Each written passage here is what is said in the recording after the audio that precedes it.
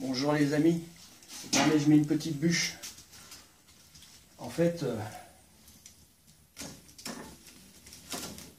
on est chez Radio Fernand. Vous devez connaître un ami qui nous accueille en Normandie. C'est la Suisse normande que je ne connaissais pas, que je rêvais de connaître. On est dans cet endroit magique, montagneux, très rare à connaître. Et aujourd'hui, on fête la fraternité. J'aurais voulu être avec tous les gilets jaunes aujourd'hui pour la manifestation devant Pasteur pour le pass sanitaire qu'il faut absolument contrer, parce que là, on part vraiment dans une hécatombe, une catastrophe dingue d'être vraiment en dictature. Et je suis content, j'étais avec vous. Sachez qu'on a regardé toute la manif, on ne peut pas être partout. J'avais beaucoup de choses à régler. On a même été devant la maison de Macron hier, au Touquet, pour dire que... Je mélange un peu les choses, mais on fait beaucoup de choses. Hein. On était au Touquet hier avec Alain qui m'a suivi pour des projets qu'on a en commun, parce qu'on cherche vraiment à rassembler les gilets jaunes. C'est très bien de faire des manifestations, mais il va falloir qu'on fasse vraiment des choses très concrètes et qu'on commence à s'organiser et à préparer ce qui arrive. Parce qu'à un moment, il faut arrêter de critiquer. Tiens, Radio Fernand. Tiens, Alain, pour notre amitié à tous les trois, pour de grands projets avec les gilets jaunes qui vont arriver. Voilà. Il faut arrêter de critiquer, maintenant il faut préparer notre monde. C'est vachement important. J'en fais couler le champagne. Alors en Espagne, il y a une tradition, on baptise avec le champagne qui tombe sur la table. Ben, voilà. Donc là, tu vas me baptiser. Voilà, merci. Et je t'en prie. Je me permets de m'en verser. Donc, je vais porter un toast à tous les gilets jaunes qui sont encore dans l'action depuis plus de 2 ans. Et vraiment, soyons tous unis pour un projet en commun, en grande fraternité, dans le partage. Sachez donner et vous recevrez. Donnez de tout votre cœur. Et là, la révolution sera. Car la matrice qui gouverne, les amis autour de Macron, etc., sont pris par une... on parle souvent du 666 dans les énergies qui l'entourent. Hein, le chiffre de la bête, la bête a peur de nous, a peur de l'amour et de la fraternité. Comme ils ont eu peur de Jésus il y a 2000 ans et ils l'ont crucifié. Mais je suis responsable, il y a vraiment une lumière qui arrive, il y a des choses très très importantes qui arrivent, parce que l'être humain a été trop loin. Et surtout les gens du pouvoir qui n'ont plus d'humanité et qui sont en train de créer une dictature où on n'a plus aucun droit. Il faut vraiment cesser tout ça. Il faut justement se réunir. Après les réunions, se retrouver comme on le fait aujourd'hui, et faites-le. Trouvez des idées et commencez à agir. Agir avec votre tête, à trouver des moyens plus subtils qu'eux de contrer ce mal qui est là. Eux, ils ont investi presque 10 millions dans les armes, dans du gaz, dans des armes chimiques, enfin, dans du gaz, dans des flashballs, etc. Et nous, on n'a pas ces moyens-là. Donc, on a l'intelligence. Il faut se réunir et travailler notre cervelle, façon de parler, pour faire changer les choses. Et le seul moyen de changer les choses, c'est ce qu'on va commencer à faire. On n'a pas encore commencé, mais il faut se réunir pour en parler. C'est arrêtons de les critiquer, parce que la critique que l'on renvoie, c'est des démons, ça les nourrit, hein, comme les guerres les ont nourris, le sang les nourrit, ils nous blessent, ça les nourrit, ils sont heureux de nous blesser, ça fait partie de leur rituel. Vous savez que dans les très hauts niveaux de leur sphère, ils boivent presque du sang d'enfant, excusez-moi de dire ça, mais voilà, il faut parler de l'extrême et savoir que ça existe. Qu'on ait des amendes pour un masque et qu'eux se permettent de faire des choses les plus ignobles du monde, pédophilie et le reste dont j'ai parlé, il faut arrêter. Hein. Nous, on est les gens les plus sains, on essaie juste d'avoir une vie digne, de travailler, d'avoir une vie honnête et avoir le confort minimum, et surtout pas être... surtout revenir à notre vraie démocratie, savoir que la vraie démocratie, c'est que le peuple doit avoir vraiment parole sur les lois, et que là, on n'a plus aucun pouvoir sur rien, et il faut en fait rétablir la loi, faire comprendre que les élections de Macron ont été truquées, qu'il a eu juste 1,8% de voix, et que c'était malheureusement, les vrais acteurs qui ont des véritables voix. Il y a eu Le Pen premier, après il y a eu Mélenchon, après il y a eu,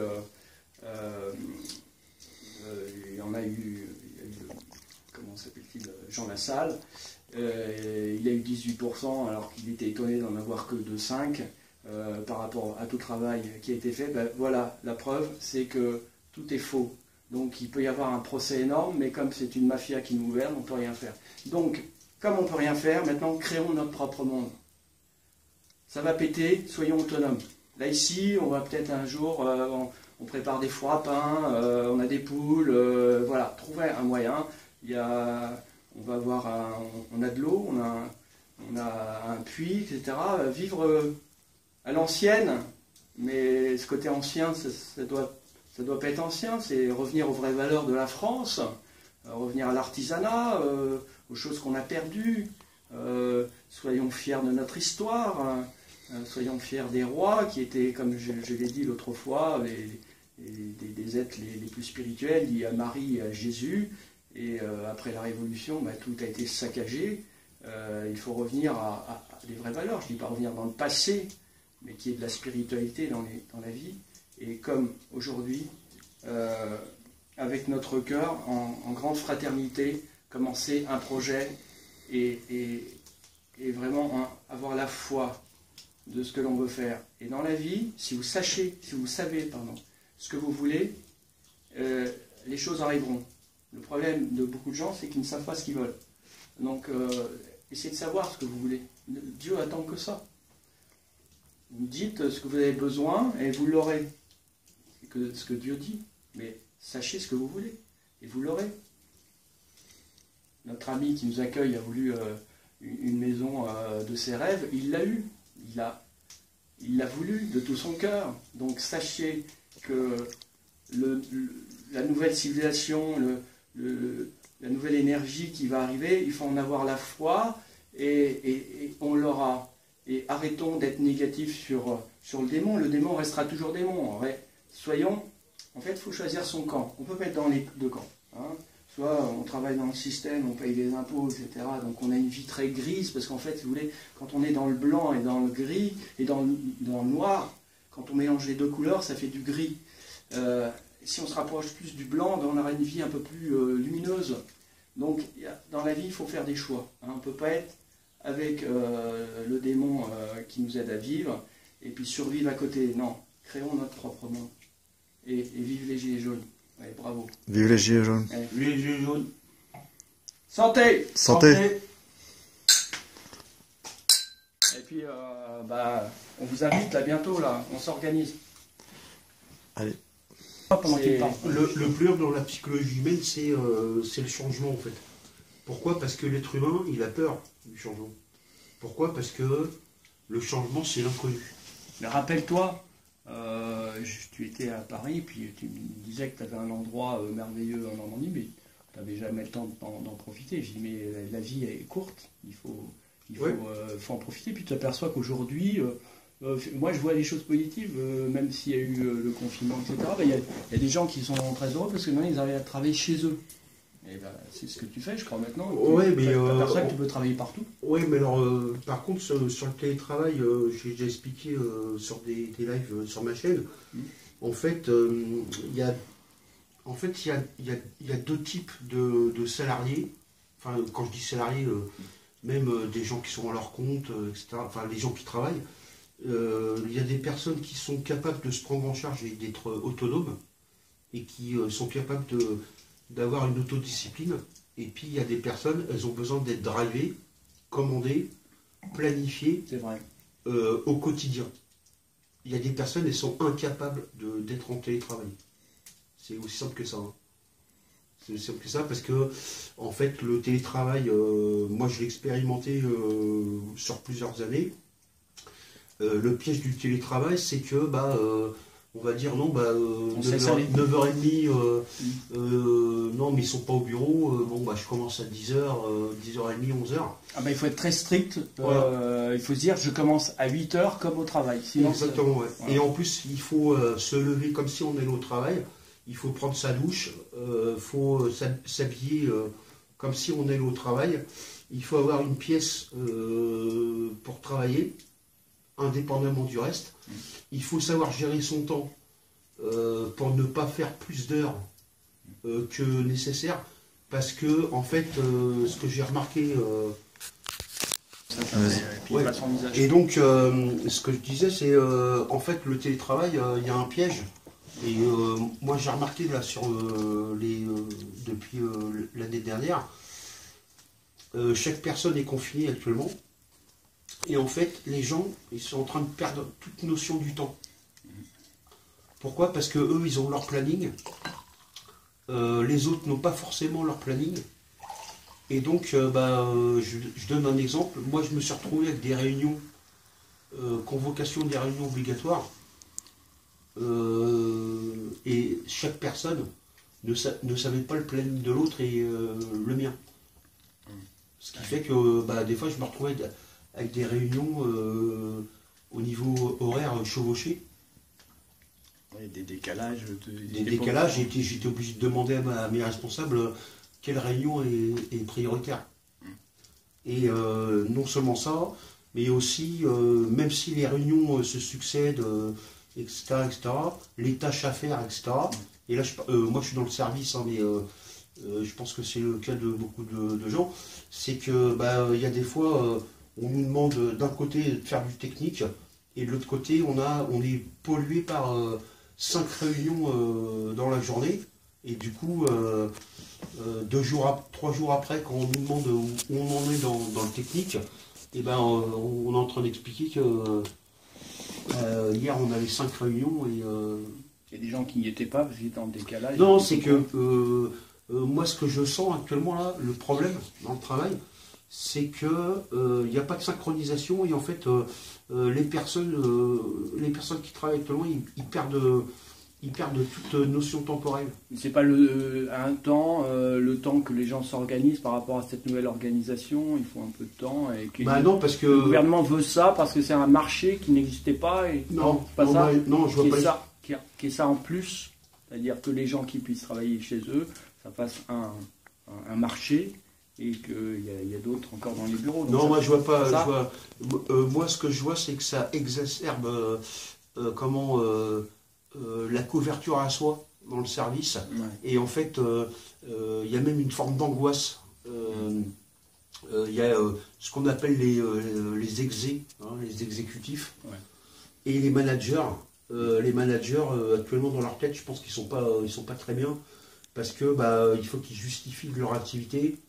Et en fait, les managers à la base, pour être correct, les managers, c'est des gens qui remplissent de l'Excel, et qui, pour moi, c'est des supports de coûts. Ce n'est pas, c'est des coûts internes. Ce n'est pas des gens qui produisent de la richesse. Et donc actuellement, avec le télétravail, ils sont mal parce qu'ils doivent justifier leur activité beaucoup plus que les exécutifs. Ouais. S'ils n'organisent pas des réunions et tout ça, ils ils ont des comptes à rendre, on va leur dire t'as fait quoi cette semaine, j'ai rempli un fichier Excel, bon bah ça va pas suffire. Ça veut dire qu'avant on pouvait pas vérifier qu'ils travaillaient bon ou pas en fait. Bah, maintenant ils sont obligés de justifier leur salaire. Non, justement, avant il justifiait son activité en convoquant tel collaborateur, etc. Dans les bureaux et tout ça, dans des voilà, réunions, donc ouais. voilà, 2 heures de bloqué. Mais là, tout ce qui est management, ils sont mal. Ils sont mal parce que. C'est sur l'informatique uniquement. Ils sont. Non, dans tout le secteur du service, ils sont très mal pour moi.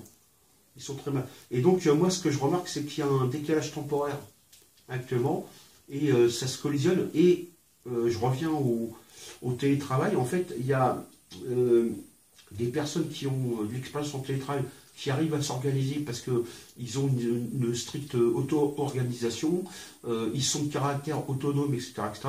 Mais il y a plein de salariés qui sont perdus. Et je vais vous donner un exemple. Hein. Moi, j'ai le cas de collègues.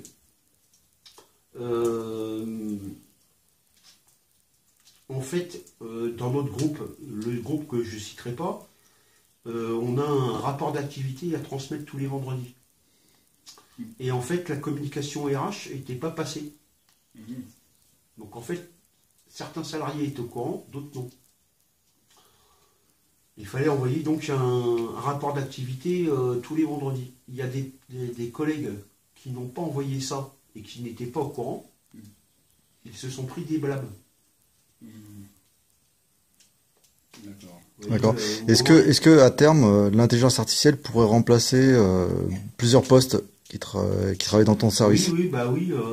Tout ce qui est RPA, donc Robotic Process Automation. Moi, j'ai suivi récemment une formation Microsoft Power Apps, Power Automate. Il y a d'autres outils. Hein. L'idée derrière, c'est que toutes les tâches répétitives en informatique soient automatisées. D'accord.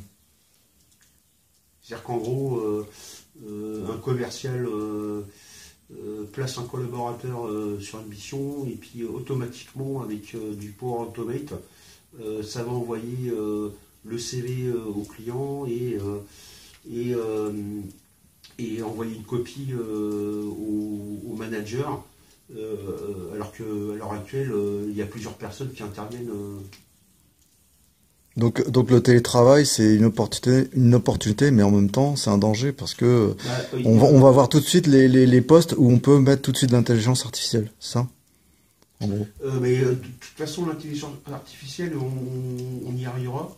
C'est la prochaine étape. Il faut savoir que le code informatique dans le monde, à 80%, il est produit par des robots. D'accord. Il n'y a que 20% du code natif qui est produit par des humains.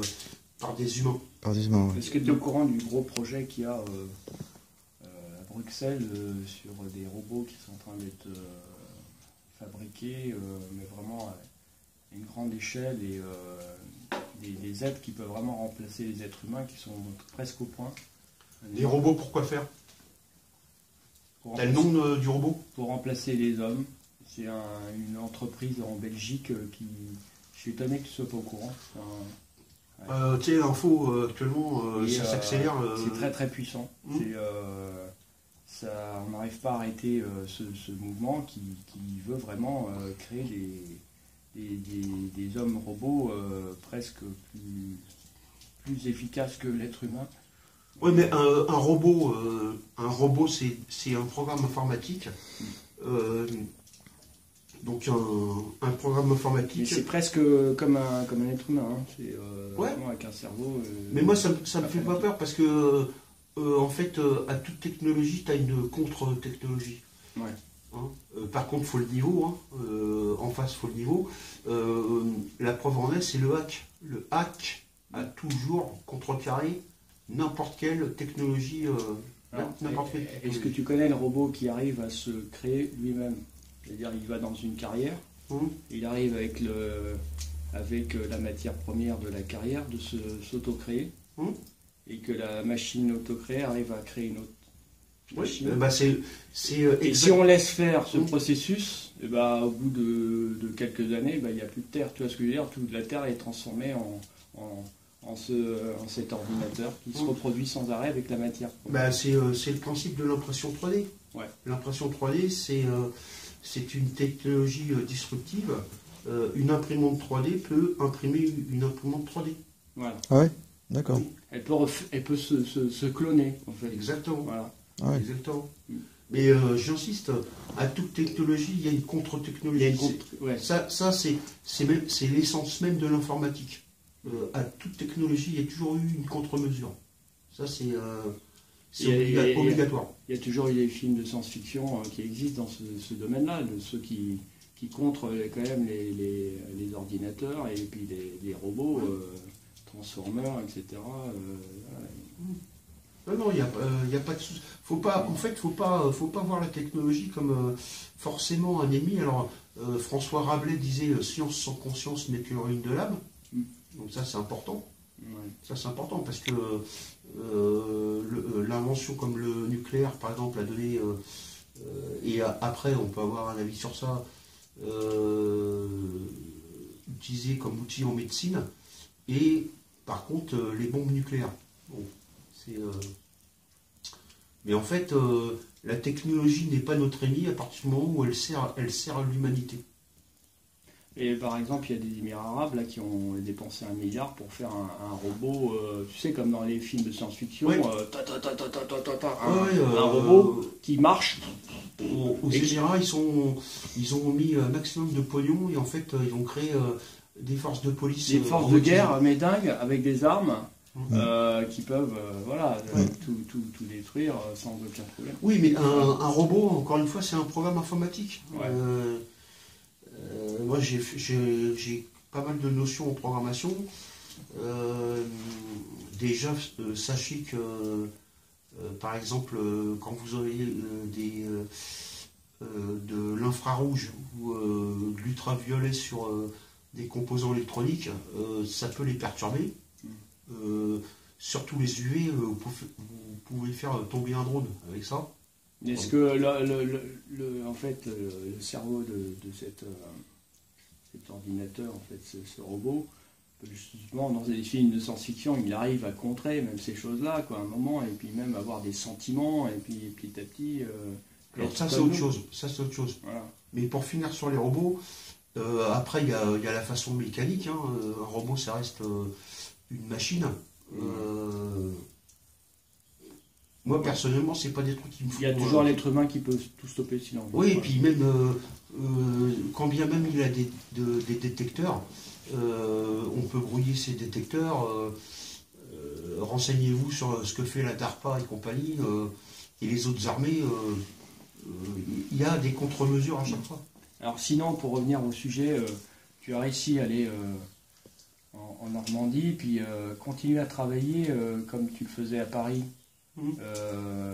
Quelle est cette nouvelle expérience pour toi? Tu t'aperçois que tu arrives à gérer de la même chose, de la même manière, et puis avoir en plus être dans la nature et te sentir mieux à travailler ici? Ah bah je suis mieux en Normandie qu'à Paris. Hein.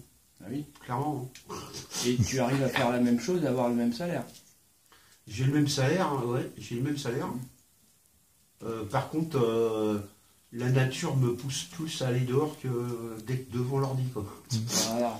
Et c'est là où je parle d'opportunité dans ce télétravail, c'est-à-dire que l'humain, il a cette occasion de se reconnecter à ce moment-là, à cette phase, à ce switch où on passe en télétravail, de se reconnecter à la nature et de pouvoir créer un nouveau monde. Ouais. Et c'est justement cette idée-là qu'on a, c'est-à-dire que on voit bien la menace de cette technologie qui remplace l'homme, et nous, on a du coup cette opportunité de se dire, bon ben là, c'est le moment de recréer, de créer une autre société à côté. Oui. Est-ce que tu peux nous en dire un mot de cette idée-là? Comment ça... En fait, la technologie, il faut l'utiliser de façon intelligente. Je me répète, science sans conscience n'est que ruine de l'âme. C'est au sein. Même avec l'Internet des objets, on peut réguler les ressources naturelles. Avec des microcontrôleurs et tout ça, des capteurs, d'hygrométrie, de température, etc. etc. Et, on peut réguler le débit d'eau au centimètre cube près, quoi. Et ça, ils en parlent tous, et puis en fait, ils proposent rien. Alors que c'est des solutions qu'on peut même faire nous-mêmes avec un budget de 100 euros, quoi.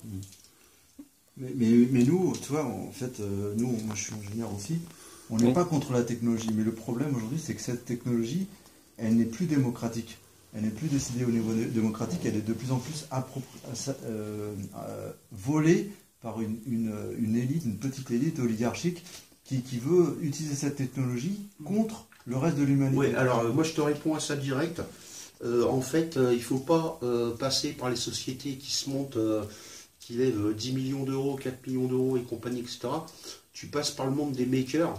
Je transmettrai à Jésus et à toi les liens. Tu as des sites aux États-Unis qui existent depuis des années, comme Adafruit, SparkFun. Tu as Hackaday.io. Hackaday.io, il faut savoir que c'est un site de hackers, c'est même regardé par les services. Et dessus, il y a du lourd. Du très très très très lourd. Et toi, tu es hacker? Ah bah ça, si je te donne la réponse, je te tue. Hein.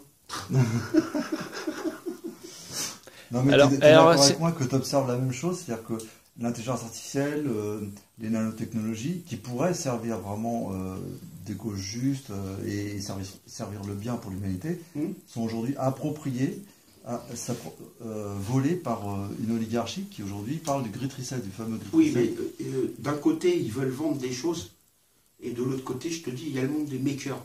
Le monde des makers, c'est ce qu'on appelle le logiciel libre. Tu trouves les sources sur GitHub et compagnie, tu peux tout faire, tout faire. Et ça, c'est propriété de personne, puis ils ont des licences open source, donc tu peux tout faire. Ça appartient à personne. On peut tout faire. Donc non, il y a des possibilités. Par contre, ça demande, au niveau technique, ça demande du boulot. Hein, c'est quand même.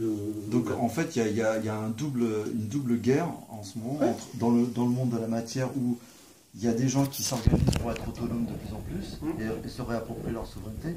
Et dans le monde de la technologie, il y a aussi des hackers qui veulent se réapproprier les technologies pour le bien de l'humanité. Et d'un autre côté, une oligarchie qui veut tout s'approprier dans le monde de la matière et de la technologie. Et l'oligarchie travaille, en fait, chez les hackers, tu as trois guildes. En fait, tu as les Red Hat, les White Hat et les Black Hat. Les Black Hat travaillent pour les mafias, les gouvernements en sous-main via les services. Tu as les Red Hat, ils sont entre les deux, et tu as les White Hat, ils ont de l'éthique. Ah, d'accord. Alors, moi sur du hack, avoir de l'éthique, c'est pas. Pour moi, c'est pas. C'est antinomique, puisque même si tu ne modifies pas les données. Donc. Mais les White Hat, en fait, ils bossent plutôt pour les services de sécurité des gouvernements. Mais tu as d'autres parties. Tu as les Red Hat, qui sont entre les White et les Black. Et les Black, eux, par contre, ils travaillent clairement pour la mafia, extorsion de fonds, ransomware, attaques cyber d'envergure. Justement, ça me fait penser à QAnon. Est-ce que QAnon, c'est pas justement les White Hat dans le monde de QAnon, je sais pas, j'ai pas d'avis sur ça. Moi, j'ai l'impression que c'est une manipulation mondiale. C'était en fait pour capter. Pour moi, mon avis, pour l'instant, c'est que c'était fait pour capter les patriotes américains en leur disant on gère tout, et puis en fait, ne faites rien. Parce qu'ils savaient. Ils savaient comment socialement que ça chauffait aux États-Unis. Donc pour l'instant, il n'y a pas de suite. Il y a eu la lettre des généraux aux États-Unis, mais on ne connaît pas vraiment le tenant des aboutissants. Et puis bon, faut pas être naïf non plus au niveau géopolitique. Les États-Unis, c'est un pays qui vit sur la guerre. Donc que ça soit le républicain Trump ou les démocrates, de toute façon, il y a le lobby de la guerre et du pétrole au-dessus. C'est-à-dire, ils ont un intérêt à vendre des armes, etc. C'est ça. Ils vivent là-dessus. Ils vivent là-dessus. Ouais, c'est un vrai business. Hein. C'est pour ça que Il y a le business de la guerre. tout à l'heure, on a été... Sans sur- ça, ils n'ont pas de balance commerciale. Il faut le savoir, ça. Et vive les gilets jaunes. Ouais, bravo. Vive les gilets jaunes. Vive les gilets jaunes. Santé. Santé. Et puis, on vous invite là bientôt, là. On s'organise. Allez.